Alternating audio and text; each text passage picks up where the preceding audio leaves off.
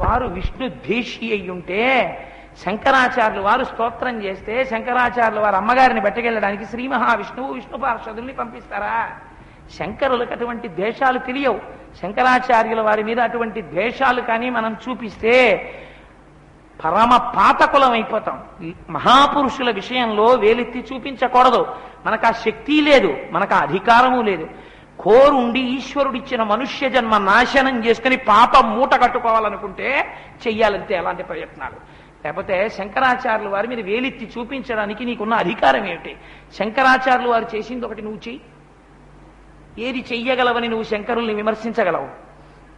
వారు ఆకాశము హద్దు, పాతాళము హద్దు. అహం బ్రహ్మాస్మి స్థితికి ఎదిగారు. పశుమాం సర్వజ్ఞ ప్రధిత కృపయా పాలయ విభో అన్నారు. ఈ రెంటి మధ్యలోనే మిగిలిన వాంగ్మయం అంతా వచ్చింది. నువ్వు ఏమిటి శంకరుల్ని విమర్శిస్తావు? మరి ఏం చేశారని విమర్శిస్తావు? ఎందుకు జగద్గురువుల జోలికి వెళ్ళడం? వారు మహాపురుషుడు శంకర భగవత్పాదులు. అందుచేత వారు స్తోత్రం చేస్తే విష్ణు పార్షదులు వచ్చారు. వస్తే ఆర్యాంబ విష్ణు పార్షదులతో కలిసి వెళ్ళిపోయింది. వెళ్ళిపోతే శంకరాచార్యులు వారిని అమ్మ ఒక వరం అడిగింది. నాయనా, నువ్వు సన్యాసివి, నేను శరీరం విడిచిపెట్టిన తరువాత నేను అమ్మకి అంత్యేష్టి చేయడం ఏమిటి? నేను చెయ్యకూడదు సన్యాసిని కనుక అని నన్ను విడిచిపెట్టకు. నాకు అంత్యేష్టి సంస్కారం నీ చేతుల మీద జరగాలని కోరుకుంది ఆవిడ. వరం ఇచ్చారు శంకరాచార్యులు వారు. అందుకని అమ్మకి అంత్యేష్టి సంస్కారం చేస్తాను, అగ్నిహోత్రం ఇమ్మని అడిగారు జ్ఞాతుల్ని. అడిగితే వాళ్ళు అన్నారు, నువ్వు నీచుడవు, నువ్వు సన్యసించావు. సన్యసించిన వాడివి తల్లికి అంత్యేష్టి సంస్కారం చేస్తానంటున్నావు, అందుకని నీకు అగ్నిహోత్రం ఇస్తే మేము పాపాత్మలం అవుతాం, నేను ఇవ్వమన్నారు. శంకరులు అన్నారు, తల్లి కన్నా గొప్పది ఈ ప్రపంచంలో ఇంకొకది లేదు. అటువంటి తల్లికి నేను వరం ఇచ్చాను, అమ్మా నీకు నేను అంత్యేష్టి చేస్తాను అని చెప్పాను, మాట తప్పకూడదు, అందుకని నాకు అగ్నిహోత్రాన్ని ఇవ్వండి, అమ్మకి చర్మ సంస్కారం చేస్తా అన్నారు. తలుపులు వేసుకున్నారు, మేము ఇవ్వమన్నారు. శంకరులు అజ్ఞానులు వీళ్ళని ఆ ఆర్యాంబ యొక్క శరీరాన్ని పచ్చి ఎండు పుల్లలు అక్కడ కనపడినవన్నీ తెచ్చారు. తెచ్చి అమ్మ శరీరాన్ని దాని మీద పడుకోబెట్టి యాగం చేసేటప్పుడు ఆరణి మంధనం అని చేస్తారు, లౌకికాగ్నితో వెలిగించకుండా. అమ్మగారి యొక్క కుడి భుజాన్ని మదనం చేశారు. చేస్తే అందులోంచి అగ్ని పుట్టింది. పుట్టి శంకర భగవత్పాదుల్ని కన్న తల్లి. మీరు ఇక్కడే ఒక విషయం గమనించాలి. చచ్చిపోయాడనడానికి ఫస్ట్ గుర్తు ఏమిటి? ఒళ్ళు చల్లబడిపోతుంది. ఒళ్ళు చల్లబడిపోయింది అనుకోండి, లోపల అగ్ని ఉండదు, ఇంకా పంచభూతాల్లో అగ్ని వెళ్ళిపోతుంది. వెళ్ళిపోగానే అందుకే ఎవరైనా పోతున్నాడని గుర్తు ఏంటంటే అరికాళ్ళు రాస్తుంటారు, పాపం వేడెక్కుతాయని, చల్లబడిపోతారు. చల్లబడిపోయి ఇంకా విచిత్రం ఏంటంటే, మీరు గాజు గడ్డిని తీసుకెళ్లి ఫ్రిడ్జ్లో పెడితే జిగురుగా అయిపోయినట్టు ఆశ్చర్యం ఏంటంటే శరీరం అంతా జిగురుగా అయిపోతుంది. ఆ తర్వాత బిగిసిపోతుంది. కాళ్ళు పెట్టుకుని పైకెత్తితే కర్రలేచినట్టు లేస్తుంది. ఈ పాటి దానికి ఇంతంత అల్లర్లో, ఓయ్ బాబో దీనికి పేరు ప్రఖ్యాతుల కోసం ఎంతంత అల్లర్లో, ఏమిటి అంత తుచ్చంగా వెళ్ళిపోయేదాని కోసం ఎంతంత గొడవలో, ఈ ఎంతంత పేరు కోసం తాపత్రయాలో, దేనికి? దీనికోసం ఏమిటో మరంతంత వెర్రులు నాకు అర్థం కాదు. సరే, అందుచేత అటువంటి చల్లబడిపోయిన శరీరంలోంచి కుడి చేతిని మధించారు ఆయన, అగ్ని పుట్టింది. అది విచిత్రం. ఇది శంకరుల ప్రజ్ఞ అంటే. అలా పుట్టినటువంటి అగ్నిహోత్రంతో అమ్మగారి శరీరానికి అంత్యేష్టి సంస్కారం చేశారు. చేస్తే అగ్నిహోత్రుడు పొంగిపోయాడు. సాక్షాత్ శంకరుడికి జన్మనిచ్చినటువంటి తల్లి ఆ తల్లి. ఆ తల్లిని నాలో అగ్నిహోత్రం కలుపుకుంది. అప్పుడు శపించారు. ఈ కేరళ రాష్ట్రంలో ఉన్నటువంటి బ్రాహ్మణులకు వేదమే ఆధారము, ఇక నుంచి వీరికి వేదము నిరాదరణం అయిపోతుంది. వీళ్ళు వేదము యొక్క ప్రమాణమును తెలుసుకోకుండా బ్రతుకుతారు. 2, ఇక నుంచి ఇక్కడ ఉన్నటువంటి వాళ్ళు తమ ఇళ్ల వెనకాతలే సమాధులు కట్టుకుంటారు. అందుకే ఇప్పటికే అక్కడ ఇంట్ల వెనకాతలే సమాధులు, ఇళ్ల వెనకాతల సమాధులు కట్టుకుంటారు. 3, గృహస్థాశ్రమంలో ఉన్నవాడికి గొప్పతనం ఇది. ఇంటికి అతిథి వచ్చినప్పుడు అతిథి సత్కారం చెయ్యడం, సన్యాసి వస్తే సన్యాసిని లోపలికి ఆహ్వానించి భిక్ష ఇవ్వడం. ఈ దేశంలో పీఠం ఉండదు, సన్యాసులకు భిక్ష ఉండదు. అందుకే అంత శంకరులు పుట్టిన రాష్ట్రంలో పీఠం లేదు. శృంగగిరి పీఠం కర్ణాటకలో. శంకర భగవత్పాదులు తన జీవితంలో ఇచ్చిన శాపం అదొకటి, అంత ప్రసన్నమూర్తులైన అటువంటి శంకర భగవత్పాదులు ఆ రాష్ట్రాన్ని, అక్కడ ఉన్నటువంటి బ్రాహ్మణుల్ని శపించారు. శపించి తదనంతరం బయలుదేరిపోయారు అక్కడి నుంచి. అక్కడే ఒక గమ్మత్తు జరిగింది. అక్కడి నుంచి వస్తున్నప్పుడే సరే మన గుడి మీద ఉన్న మూర్తుల్ని పూర్తి చేసే ప్రయత్నం చేస్తాను ఒక్కసారి సూక్ష్మంగా. అక్కడ నుంచి వస్తున్నప్పుడు శంకరులు మూకాంబికా క్షేత్రానికి వెళ్ళారు. అక్కడ ప్రభాకరుడు అనబడేటటువంటి ఒక బ్రాహ్మణుడు ఉండేవాడు. ఆయన కూడా కర్మిష్టి. ఆయనకు ఒక కుమారుడు జన్మించాడు. సూర్యుడి పగిది వెలిగిపోతుండేవాడు ఆ పిల్లవాడు. కానీ వాడు పుట్టినప్పటి నుంచి మాట్లాడలేదు, ఏడవలేదు. వాడు అలా కూర్చుని ఉండేవాడు. పెరిగాడు, పెద్దవాడు అయ్యాడు. ఉరే అంటే ఓ అనేవాడు కాదు, కళ్ళు రెండు ఇలా తెరిచే ఉండేవి. ఎప్పుడు అలా చూస్తూ ఉండేవాడు శూన్యంలోకి, అంతే. ఉరే అంటే ఓయ్ అనేవాడు కాదు, అసలు ఎప్పుడూ మాట్లాడలేదు ఆయన. మాట్లాడకపోతే తల్లి వీడికి ఆకలేస్తోందేమో నోట్లో ఏదైనా పెడితే ఇదేమిటని అడిగేవాడు కాదు. కుంకుడికాయ పులుసోసి అన్నం పెడితే మింగేసేవాడు, కంది పప్పేసి అన్నం పెడితే మింగేసేవాడు, ఆవకాయ వేసి పెడితే తినేసేవాడు, పాలు పోసి పెడితే తాగేసేవాడు. ఇది ఏమిటని అడిగేవాడు కాదు, ఇది ఎందుకు పెడుతున్నావు అని అడిగేవాడు కాదు. పిల్లవాడు పెద్దవాడైపోయాడు. ఏమిట్రా వీడు మాట్లాడు. అందరు పిల్లలు ఆయన ముందు ఆడుకునేటట్టు చేశారు. పిల్లలకి చాపల్యం కదా, ఆడుకుంటాడని. ఆ పిల్లలందరినీ బొమ్మ చూసినట్టు అలా చూస్తుండేవాడు తప్ప ఆడతాననేవాడు కాదు. ఉపనయనం చేస్తే మారుతాడని పీటల మీద కూర్చోబెట్టి ఉపనయనం చేశారు. ఒంటి మీద యజ్ఞోపవీతం వేశారు, అలాగే కూర్చున్నాడు. ఆ తర్వాత బ్రహ్మోపదేశం చేశారు. ఈ చెవిలోంచి విన్నాడో వినలేదో చేశానని తండ్రి అనుకున్నాడు. సంధ్యావందనం చేసేవాడు కాదు. సంధ్యావందనం చేయలేదేరా పలికేవాడు కాదు. కొడితే కదిలేవాడు కాదు. అలా ఉండేవాడు. ఆ తండ్రికి బెంగగా ఉండేది, ఏమిట్రా నాకు ఇలాంటి కొడుకు అని. ఒకసారి మూకాంబికా క్షేత్రానికి శంకరాచార్యులు వారు వెళ్ళారు. నిజంగా మూకాంబికా క్షేత్రం శంకరులు వెళ్ళడం, అక్కడ బ్రతికించడం ఏవి శంకర భగవత్పాదులండి. అక్కడికి వెడితే ఈ ప్రభాకరుడు తన కుమారుణ్ణి తీసుకెళ్ళి ఒరే ఆయన యతివరుడురా, ఆయన పాదాలకి నమస్కారం చెయ్యి అన్నాడు. ఆయన అలాగే నిలబడ్డాడు. ఆయన ఏం చెయ్యడుగా, రియాక్ట్ అవ్వడు. ఆయన నిలబడ్డాడు.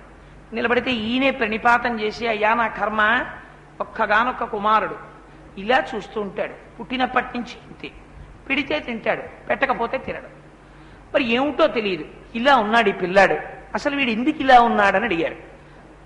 శంకరులు అడిగారు, కస్త్వం అన్నారు. నువ్వెవరు అని అడిగారు ఆ పిల్లాన్ని. అప్పటి వరకు మాట్లాడని వాడు అన్నాడు, నేను సూర్యుడును కాను, నేను చంద్రుడను కాను, నేను బ్రహ్మచారిని కాను, నేను గృహస్థు కాను, నే సన్యాసిని కాను, నే సప్తధాతువులు కాను, నేను అన్నమయ కోశం కాను, నేను ప్రాణమయ కోశం కాను, నేను మనోమయ కోశం కాను, నేను ఏ అవస్థకి చెందినవాడను కాను, నేను ఒకనాడు ఉన్నవాడను కాను, ఒకనాడు పోయేవాడిని కాను, నేను వృద్ధి చెందుతున్నవాడను కాను, నేను క్షీణిస్తున్నవాడను కాను, నేను సర్వకాలమునందు సాక్షిగా ఉండి జగత్తునంతటినీ చూసేటటువంటి ఆత్మస్వరూపమేదో అటువంటి ఆత్మస్వరూపుడను నేను. నాకు రూపము లేదు, నాకు నామము లేదు, నాకు పేరు లేదు, నాకు దేహము లేదు, నేను కేవలం సాక్షి ఓహం. శంకరులు తెల్లబోయారు. అతను అలా మాట్లాడేస్తుంటే శంకరాచార్యులు వారు వాడి తల మీద చెయ్యి పెట్టారు, హస్తమస్తక సంయోగం చేశారు. చేస్తే గురువు తనంత తాను సంకల్పం చేసి పెడితే శిష్యరికం ఇచ్చినట్టు ఆయన యొక్క అనుగ్రహం ప్రసరిస్తుంది. హస్తమస్తక సంయోగం చేసేటప్పటికి ఠక్కున అయిపోయాడు. ఆగిపోతే అప్పుడు శంకరాచార్యులు వారు చెప్పాడు, వీడు మహాజ్ఞాని, వీడికి ఇంకా లోకంతో సంబంధం లేదు, వీడు తనలో తానే ఆత్మలో రమిస్తున్నాడు, ఇంకా ఇటువంటి వాడు లోకంతో మాట్లాడడు, లోకానికి సంబంధించిన విషయాలు అక్కర్లేదు, జీవన్ముక్తుడు అంటామే, కేవలం ఇంకా ఆఖరి జన్మగా ఈ శరీరంలోకి వచ్చాడు. అందుకని ఇతనికి లోకంతో సంబంధం ఉండదు. మీ దగ్గర ఉంటే పిచ్చివాళ్ళ కనపడతాడు, మీకేం పని, ఆ పిల్లవాడిని నాకు ఇచ్చేయండి, నా శిష్యుడిగా తీసుకెళ్ళిపోతానన్నాడు. ఈ పిల్లవాడికి ఏ ఉపదేశం లేకుండా ఇంత జ్ఞానం అరిచేతిలో ఉసిరికాయలా వచ్చింది కాబట్టి ఈ పిల్లవాడికి హస్తామలకాచార్యుల వారిని పేరు పెడుతున్నానన్నారు. ఆయనే శంకరాచార్యుల వారి పక్కన కూర్చున్న నలుగురు శిష్యులలో ఇలా తలకి రుద్రాక్షలు కట్టుకున్నవారు తోటకాచార్యుల వారు, ఆయన పక్కన కూర్చున్నటువంటి వారు హస్తామలకాచార్యుల వారు. ఆయనే హస్తామలకుడు, చేతిలో ఉసిరికాయ పట్టుకున్నంత బ్రహ్మజ్ఞానం ఉన్నవారు, ఎప్పుడు శంకరులతో తిరుగుతుండేవారు. ఆ రుద్రాక్షలు పెట్టుకున్న వారు ఉన్నారే, వారే తోటకాచార్యుల వారు. ఇప్పుడు మీకు ఆ నలుగురిని గురించి నేను సూక్ష్మంగా చెప్పాను. ఒకరు పద్మపాదాచార్యులు, ఒకరు సురేశ్వరాచార్యులు, అటు తోటకాచార్యులు, హస్తామలకాచార్యులు. సురేశ్వరాచార్యులు అంటే మండల మిశ్రుడు. సరే, తోటకాచార్యులు ఎవరు మీకు అనుమానం రావచ్చు. తోటకాచార్యుల వారు శంకరాచార్యుల వారి దగ్గర ఉన్న శిష్యులందరిలో కొంచెం తక్కువ గ్రహణ శక్తి ఉన్నవారు, అంత తొందరగా ఆయనకి ఏమీ అర్థమయ్యేవి కావు. కొంచెం you may call him just pass marks వచ్చే క్యాండిడేట్. పద్మపాదాచార్యుల వారు లాంటి వాళ్ళు డిస్టింక్షన్లో ఉంటారు ఎప్పుడు, 199 ఆ స్కోరింగ్ వాళ్ళది. అక్కడే 35 మార్కులైన తోటకాచార్యుల వారు ఉంటే ఒక రోజున పాపం తోటకాచార్యుల వారి గొప్పతనం ఏమిటో తెలుసా అండి? శంకరాచార్యుల వారు ఇలా లేచారనుకోండి, లేవగానే శంకరాచార్యుల వారి పుస్తకం తీసేసి చంకలో పెట్టేసుకుని, ఆయనకి వేసిన పూలదండ తీసి చేతిలో పట్టేసుకుని, ఆయనకి ఎవరైనా మామిడి పళ్ళు ఇస్తే గబగబా కవర్లో వేసేసుకుని వెళ్ళిపోతారు. అంటే నేను ఇక్కడ ఉన్న ఉదాహరణ చెప్పాను సుమానండి, నువ్వు శంకరాచార్యుల వారితో పోల్చుకుంటున్నావా అనుకోండి, నేను అటువంటి సాహసాలు ఎప్పుడూ చేయను. నేను ఆయన ఇక్కడ సూర్యుడు మహానుభావుడు, నేను ధూళికణాన్ని. అందుకని అలా పెడుతుండేవారు. శంకరాచార్యుల వారు స్నానం చేస్తే గబగబా ఆయన ఒళ్ళు తుడిచేసేవారు. శంకరాచార్యుల వారు ఇలా అనేటప్పటికీ పొడి బట్ట ఇచ్చేసేవారు. శంకరాచార్యుల వారు ఇలా చూసేటప్పటికీ తడిబట్ట పిండిచేవారు. ఇన్ని చేసేస్తూ ఉండేవారు. ఎప్పుడు సేవ. శంకరాచార్య ఏ క్షణంలో శంకరులు ఏం చేస్తారో ఆయనకి తెలుసు, సేవ చేస్తుండేవారు. ఓ రోజు శంకరాచార్యుల వారి బట్టలు ఉతకడానికి నదికి వెళ్ళారు. వెళ్ళి బట్టలు ఉతుకుతున్నారు. ఆయనకి శంకరులు పాఠం చెప్పే సమయం ఆసన్నం అయిపోయింది. శిష్యులందరూ వచ్చి కూర్చుండిపోయారు. భాష్యం చెప్పాలి శంకరాచార్యుల వారు. శంకరులు మాట్లాడలేదు, మౌనంగా కూర్చున్నారు. సమయం అయిపోయింది. ఈ శిష్యులు అనుకున్నారు తోటకాచార్యుల వారు ఇంకా రాలేదని కూర్చున్నారు, వస్తే మాత్రం వాడికి పాఠాలు అర్థం అవుతాయా, ఎందుకు వాడి గురించి కూర్చోవడం, మనం పద్మపాదాచార్యుల వారు లాంటి వాళ్ళం సభలో ఉన్నాం, ఎందుకు వాడి గురించి చూడడం అని గురువు ప్రారంభం చేసే ముందు ప్రార్థనా శ్లోకం చేస్తారు. వాళ్లే ప్రార్థనా శ్లోకం మొదలెట్టేశారు. అంటే ఇంకా మొదలెట్టేయండి మీరు అని అనమాట. అంటే శంకరాచార్యుల వారు ఇలా చూసేటప్పటికీ తోటకాచార్యుల వారు ఆ బట్టలన్నీ ఉతికేసి పిడిచేసి భుజాల మీద చేతుల మీద వేసుకుని గబగబా వచ్చేస్తున్నారు. వచ్చేస్తుంటే శంకరులు ఒక్కసారి వారి వంక దృష్టి ప్రసారం చేశారు. అంతే. తోటక వృత్తం అని చాలా కష్టం. అందులో గురువు మీద వైభవోపేతమైన స్తోత్రాలు చెప్పేశారు తోటకాచార్యుల వారు. కేవలం శంకరాచార్యుల వారు ఇలా చూసినంత మాత్రం చేత సర్వ విద్యాపారంగతుడైపోయారు తోటకలు. అయిపోయి ఆయనే అప్పుడు చెప్పారు, గురువు యొక్క అనుగ్రహం ఉంటే లభించలేనిదేది ప్రపంచంలో అని. భవశంకర దేశికమే శరణం అని తోటకాచార్యుల వారే శంకరాచార్యుల వారి పాదాల్ని 10 మాటలు ముట్టుకుని 8 మాటలు చెప్పి శరణు చేస్తూ అష్టకం చెప్పారు. అప్పటికి ఇప్పటికీ శంకరాచార్యుల వారు ప్రసన్నుడవడానికి తోటకాష్టకమే చెప్తారు. భవశంకర దేశికమే శరణం. తోటకులంటే ఎంత నిస్వార్థమైన సేవో తెలుసా అండి శంకరులకి. శంకరాచార్యులు వారి శిష్య బృందం ఎంత గొప్పగా ఉండేదంటే, ఒకానొక సమయంలో శంకరాచార్యుల వారు ఇక్కడి నుంచి రాజమండ్రిలో ఉంటే వారి వెనకాతల వెళ్ళేటటువంటి శిష్య బృందం ఇంకా ఇక్కడ ఉండేది. సిరిలో ఉండేవారు. నడుస్తుంటే అంత పెద్ద ఊరేగింపు కింద వెళ్ళేది. అంతమంది శిష్యులు.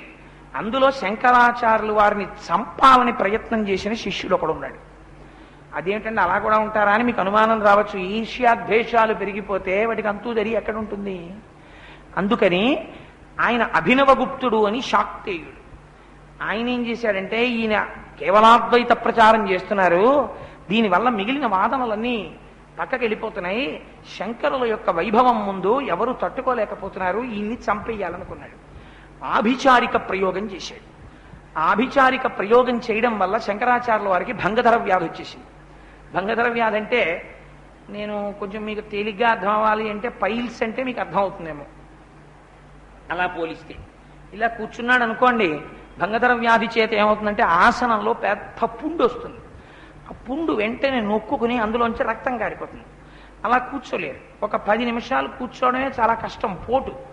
ఒకవేళ కూర్చున్నా పంచంతా నెత్తుడితో తడిసిపోతుంది. అందుకని శంకరులు శిష్యులకి భాష్యం చెప్పేవారు. అలాగే నా దేహం అని చెప్పడం ఏంటి, ఆ స్థాయిలో ఉన్నారు శంకరాచార్యులు వారంటే. అందుకని ఆయన పట్టించుకునేవారు కాదు, చిరునవ్వుతూ ఉండేవారు.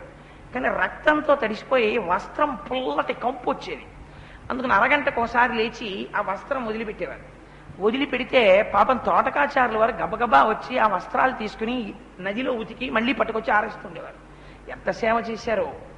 సరే, తోటకుల గురించి చెప్పి అనుకోకుండా అభినవగుప్తుడి దగ్గరికి వచ్చాను కాబట్టి ఇది కూడా పూర్తి చేస్తాను. ఆ అభినవగుప్తుడు అభిచారిక ప్రయోగం చేస్తే ఎందరో వైద్యుల్ని పిలిపించారు. పిలిపిస్తే వైద్యులందరూ వచ్చారు. శంకరాచార్యుల వారికి తెలుసు తన మీద మంత్రప్రయోగం చేశాడు. తెలిసినా ఆయన ఎప్పుడూ చెప్పలేదు. శరీరం గురించి ఆయనకి వ్యామోహం లేదు. కాపాలికుడు వచ్చి అడిగితే శ్రీశైలంలో పడుకోమన్నారు తలకాయ. సరే, ఇప్పుడు మళ్ళీ శ్రీశైలం గొడవ మనకెందుకు కానండి, అభినవగుప్తుడు ఒకటి పూర్తి చేద్దాం చాలు. అందుకని ఆభిచారిక ప్రయోగం వల్ల భంగధర వ్యాధి వచ్చిందని శంకరాచార్యుల వారికి తెలుసు.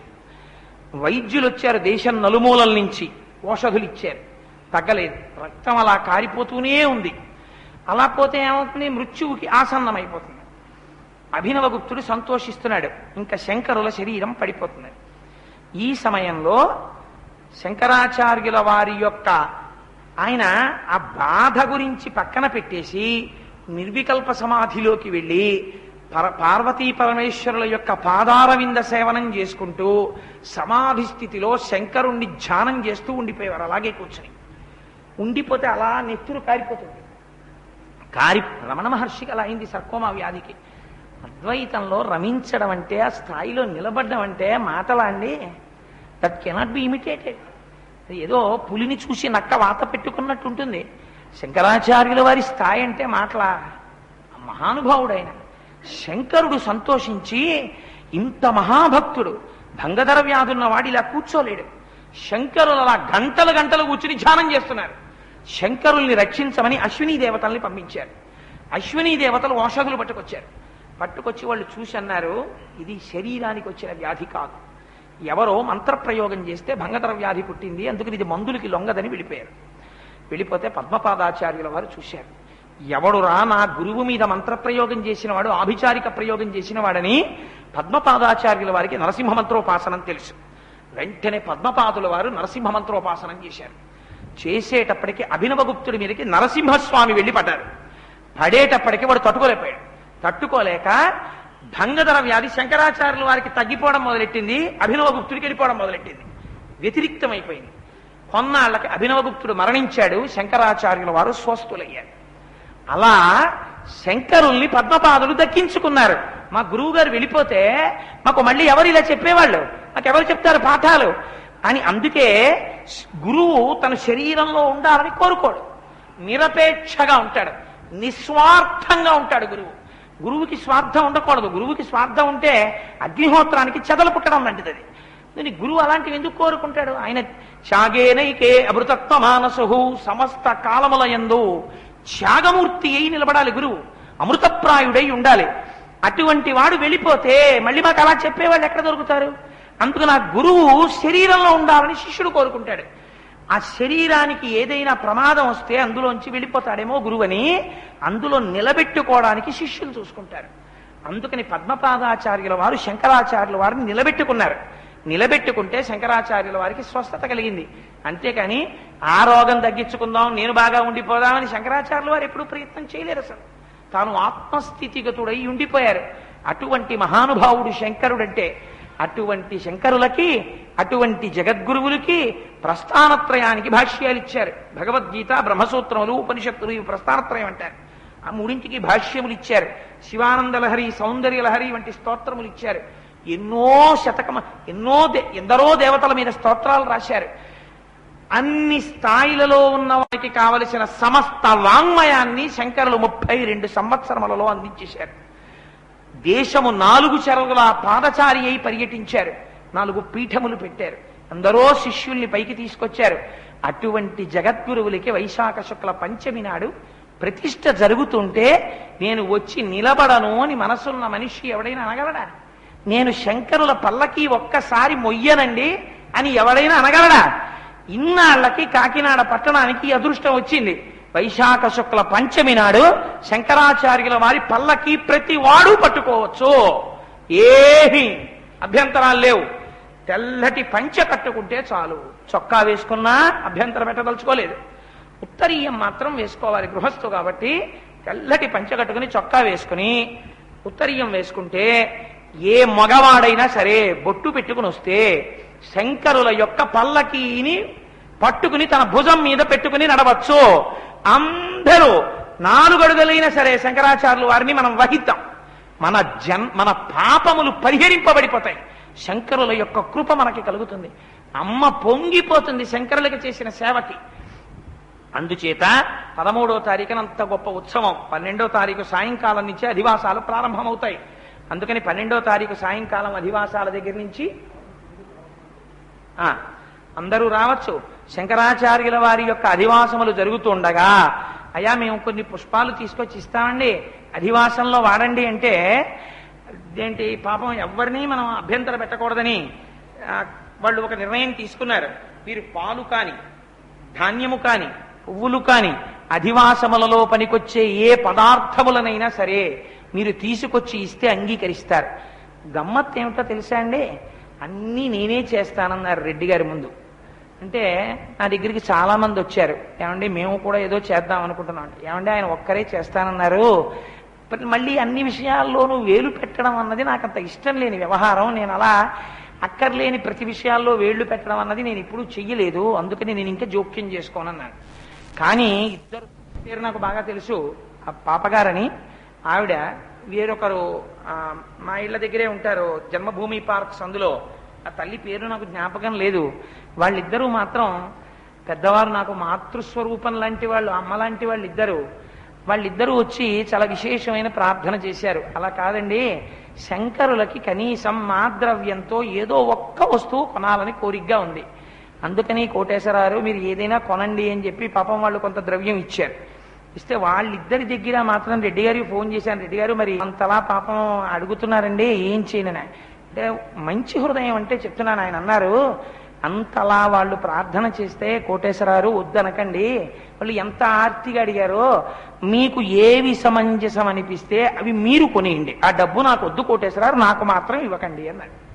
నేను వెంటనే మా ముత్యాల సత్యనారాయణని, మా అచ్చయ్య శాస్త్రి గారిని వీళ్ళని తీసుకుని స్వామివారి యొక్క అర్చన సంపుటం పనికొస్తుందని చెప్పి స్వామికి నైవేద్యం పెట్టడానికి ఓ వెండి పళ్ళెం, స్వామికి పాలు పోయడానికి ఓ వెండి పాత్ర, స్వామికి పాదుకలు ఇవ్వడానికి వెండి పాదుకలు, స్వామికి ఉద్ధరిని వెండిది, అన్ని వెండి అర్చన సంపుటం అంతా కొన్నాం.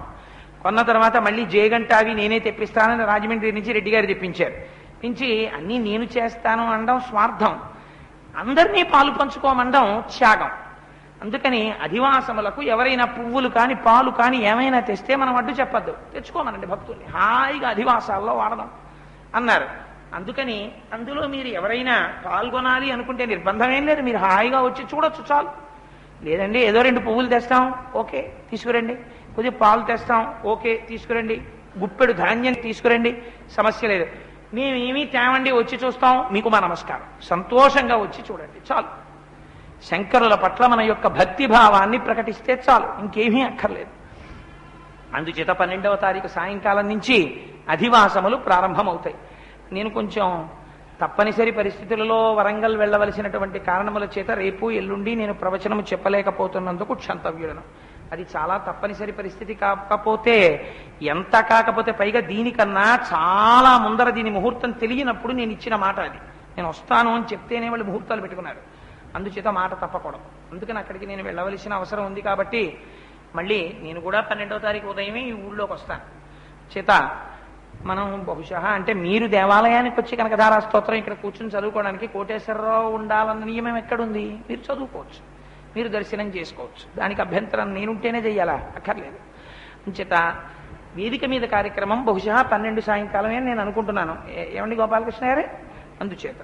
అందుచేత మనం ఇవాళ చక్కగా ఒక్కసారి మంగళం చెప్పేసిన తర్వాత తోషకాష్టకాన్ని అనుసంధానం చేద్దాం. ఇవాళ అనుకోకుండా తోటకుల గురించి కూడా వచ్చింది కాబట్టి, నలుగురు శిష్యుల గురించి వచ్చింది కాబట్టి, శంకరుల వైభవం విన్నారు కాబట్టి, మంగళం అయిపోయిన తర్వాత ఒక్కసారి తోటకాష్టకం చెప్పి వెళ్ళిపోదాం.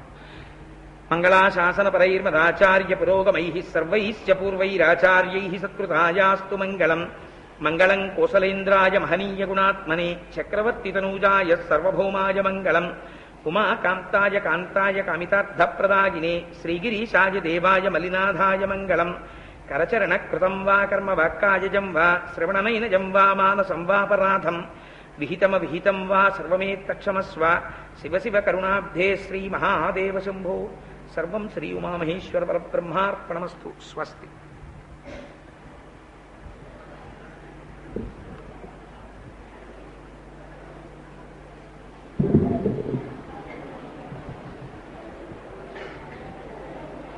నిజంగా ఇంతమంది భక్తి తత్పరుల మధ్యలో కూర్చుని చెప్పేటటువంటి అదృష్టం కలగడం శంకరుల కృప. మీ అందరూ చదువుతుంటే నాకు ఎంత సంతోషంగా ఉందో తెలుసా అండి. వినే అదృష్టం నాది, ఎందుకంటే మీ అందరూ చెప్తుంటారు. మీరు కూడా విందామని చెప్పడం మానేసి వినే ప్రయత్నం చేయకండి, చెప్పండి. విదితాఖిల శాస్త్ర సుధా జలధే మహిషోపనిషత్కదితార్థనిధే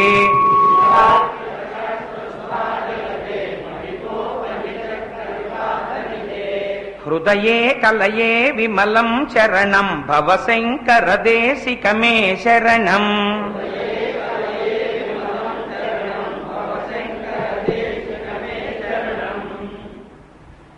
కొత్త వాళ్ళు ఎవరైనా ఉంటే ఆ భవశంకర దేశికమే చరణం చెప్పిన తర్వాత వంగి ఒక్కసారి నేలని ముట్టుకోండి. తెలియదు కాబట్టి మళ్ళీ ఒకసారి చెప్పాను. కరుణా వరుణాలయ పాలయ మాం భవసాగర దుఃఖ విదూన హృదం.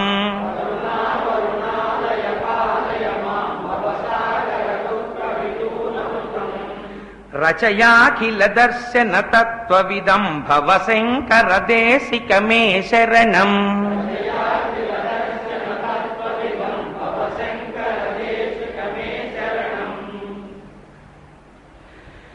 భవతా జనతా సుహితా భవితా నిజబోధ విచారణ చారుమతే.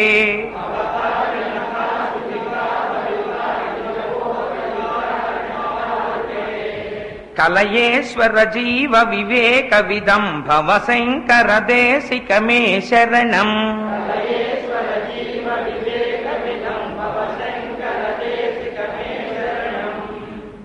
భవేవ భవాని తమే నితరాం సమజాతసి కౌతుకితా.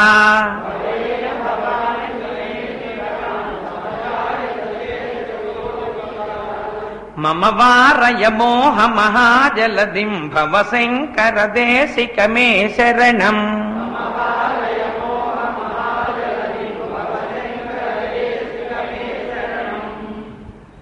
సుకృతేధికృతే బహుధా భవతో భవితా సమదర్శన లాలసతా.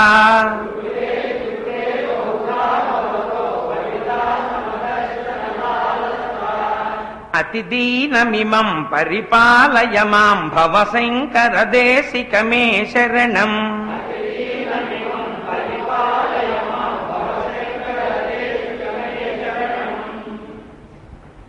జగతీమవతుం కలితాకృతయో విచరంతి మహామహసశ్చలతా.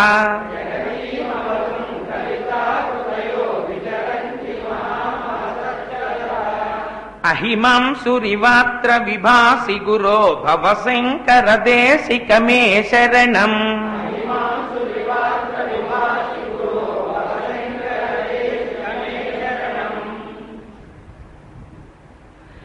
కురు పుంగవ పుంగవకేతనతే సమతామయుతాం నహి కోపి సుధీః.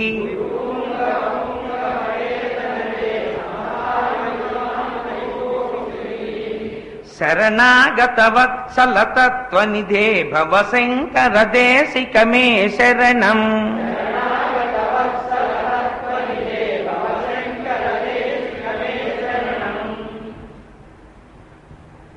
విదితానమయా విశదైక కళా నచ కించన కాంచనమస్తి గురో.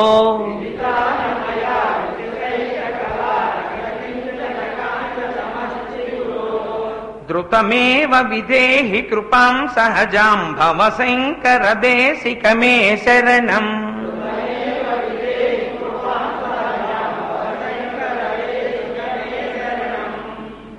శుభం భూయాత్. స్వస్తి.